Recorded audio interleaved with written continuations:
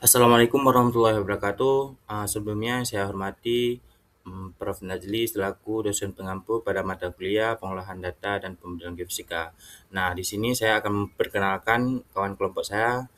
Salah satunya saya sendiri. Perkenalkan, nama saya Ilham Maulana dengan NPM 230410701022. Selanjutnya ada Rizky Valepi dengan NPM 230410701013. Selanjutnya ada Wilda Maulida dengan NPM 230410701021. Yang terakhir ada Safara Al-Khair Evi dengan NPM 230410701054. Nah, di sini kami akan mempresentasikan hasil kerja kelompok kami yang berjudul Analisis Pengaruh Konvolusi Terhadap Kualitas dan Interpretasi Sinyal Geofisika. Nah, sebenarnya mengapa sinyal geofisika ini perlu diolah? Nah, sinyal geofisika ini terbagi menjadi tiga. Yang pertama ada geofisika eksplorasi, noise pada data lapangan, dan peran konvolusi. Nah, geofisika dan eksplorasi ini adalah geofisika yang mengkaji bawah permukaan lewat sifat fisik batuan atau densitas, resistivitas, kemagnetan, kecepatan, dan gelombang. Nah, ini untuk eksplorasi panas bumi, minyak dan gas, mineral, dan air tanah. Nah, selanjutnya noise pada data lapangan. Nah, noise pada data lapangan ini, data hasil akuisisi ini selalu bercampur noise dari lingkungan, instrumen, dan kesalahan pengukuran. Nah, yang dapat kita ambil mengapurkan informasi penting dan memicu salah interpretasinya.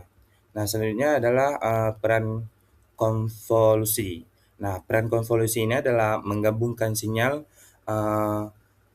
masukan dengan kernel atau filter untuk mengurangi noise dan juga menghaluskan data atau menonjolkan perubahan lokal pada sinyal.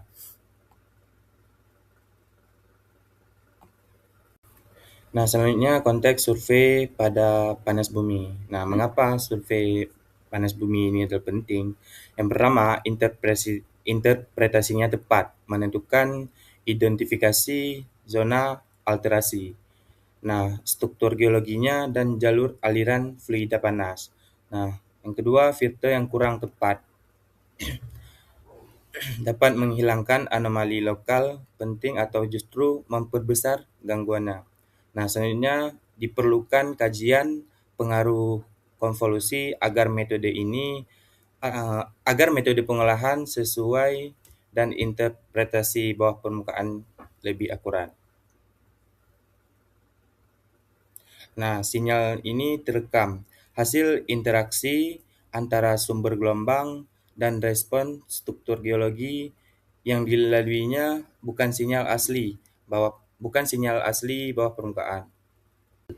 Yang mana tujuan ini menganalisis pengaruh noise terhadap kualitas sinyal geofisika pada data sintetik. Yang kedua, mempelajari penerapan metode konvolusi dalam pengolahan data geofisika. Yang ketiga, membandingkan hasil konvolusi kernel moving average 3 titik, 5 titik, dan kernel penajaman. Yang keempat, menganalisis pengaruh masing-masing kernel terhadap kualitas sinyal dan interpretasi geofisika.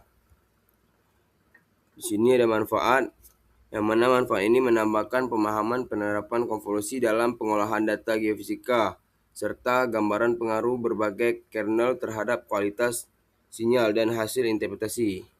Yang mana penelitian ini juga menjadi referensi bagi mahasiswa dalam mempelajari teknik filtering untuk mendukung analisis dan interpretasi data khususnya pada survei panas bumi atau bisa disebut juga dengan geothermal. Konvolusi, yang mana konvolusi ini menjelaskan bagaimana sinyal masukan dimodifikasi oleh respon sistem, instrumen atau alat, medium rambat atau filter melalui proses pergeseran, perkalian, dan penjumlahan dua fungsi. Di sini ada rumusnya di bawah, yang mana Y terhadap T sama dengan X terhadap T dikonvolusikan dengan H terhadap T sama dengan integral X atau dikalikan H dari T dikurangin tau terhadap T. mungkin yang mana XT ini sinyal masukan atau input sinyal, dan HT ini respon sistem atau bisa disebutkan dengan kernel. YT ini sinyal yang keluar atau output sinyal yang keluar. Mungkin di bawahnya ada rumus, yang mana rumusnya ini Y indeks N sama dengan sigma untuk K dari X indeks K dikalikan H indeks N ini dikurangin K.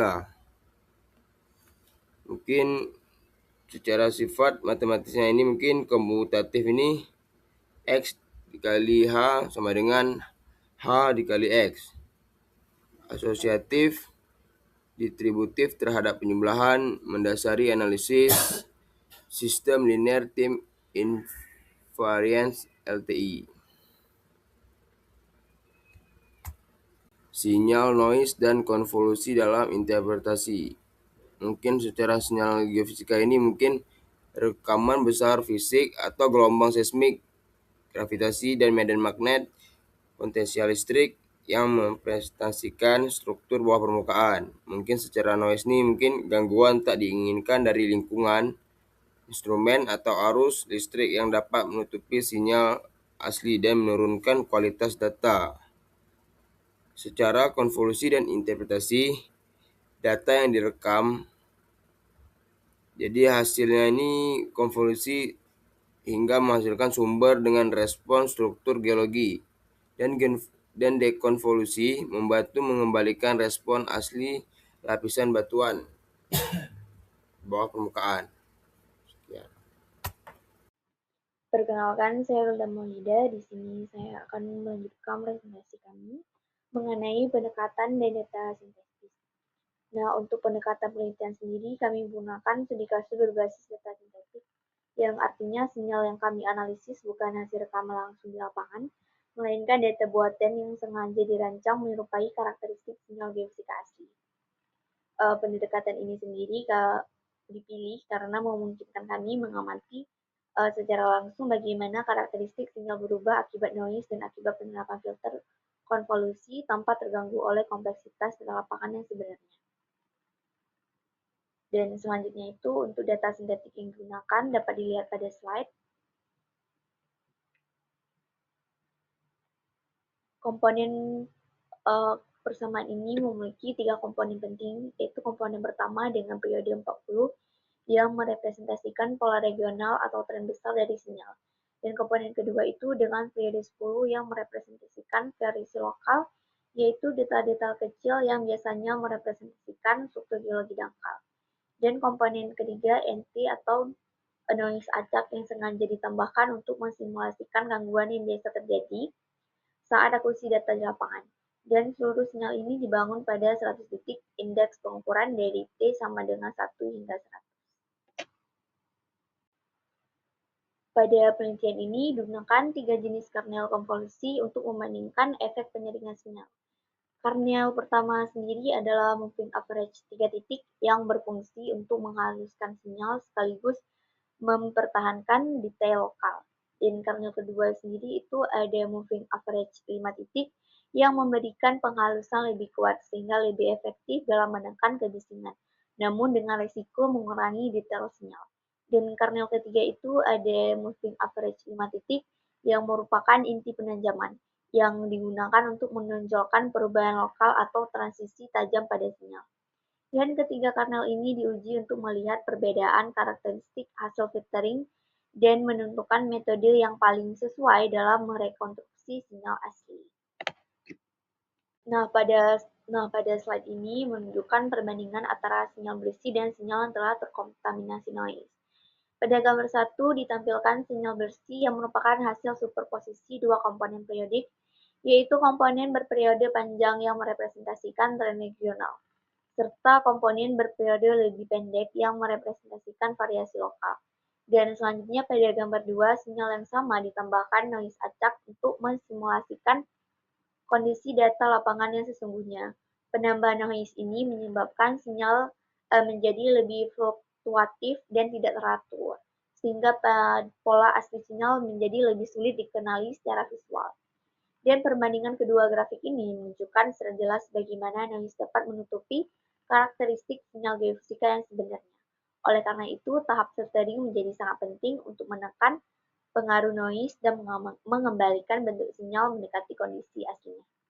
Pada bagian selanjutnya, sinyal bernoise ini akan diolah menggunakan beberapa kernel konvolusi untuk mengevaluasi efektivitas masing-masing metode dalam meningkatkan kualitas sinyal. Oke, selanjutnya ada perbandingan hasil konvolusi 3 kernel. Pada gambar ini menunjukkan perbandingan hasil pengolahan sinyal menggunakan 3 jenis kernel. Kurva hasil moving average tampak lebih halus dibandingkan sinyal asli karena sebagian noise berhasil dikurangi. Sementara itu, kernel sharpening menghasilkan kurva yang lebih jelas sehingga perubahan atau batas antar data lebih mudah terlihat. Namun, efek penajaman juga membuat noise ikut meningkat. Perbedaan ini menunjukkan bahwa setiap kernel memiliki fungsi yang berbeda, yaitu moving average untuk mereduksi noise, sedangkan sharpening untuk memperjelas detail sinyalnya. Untuk catatan hasil, moving average merupakan metode penyaringan data yang bekerja dengan menghitung rata-rata beberapa titik data yang berdekatan. Tujuannya adalah untuk mengurangi noise, sehingga pola utama sinyal masih mudah diamati. Pada moving average 3, menghaluskan yang masih ringan, sehingga bentuk sinyal asli masih terlihat jelas. Pada moving average 5, proses penghalusan menjadi lebih kuat, sehingga noise semakin berkurang, tetapi beberapa detail kecil pada sinyal mulai menghilang. Oleh karena itu, pemilihan nilai moving average perlu disesuaikan dengan tujuan analisis yang dilakukan. Untuk slide selanjutnya adalah insight utama dari pembahasan. Pada bagian pertama itu adalah moving average 3 titik seimbang. Mengurangi noise cukup baik untuk tetap menjaga bentuk umum sinyal dan sebagian variasi lokal, sesuai untuk tahap awal pemrosesan. Yang kedua itu adalah moving average 5 titik. Risiko kehilangan detail, noise berkurang signifikan, tetapi amplitudo variasi lokal melemah, berisiko menghilangkan anomali geologi dangkal yang penting. Yang terakhir adalah karena penajaman atau trade-off.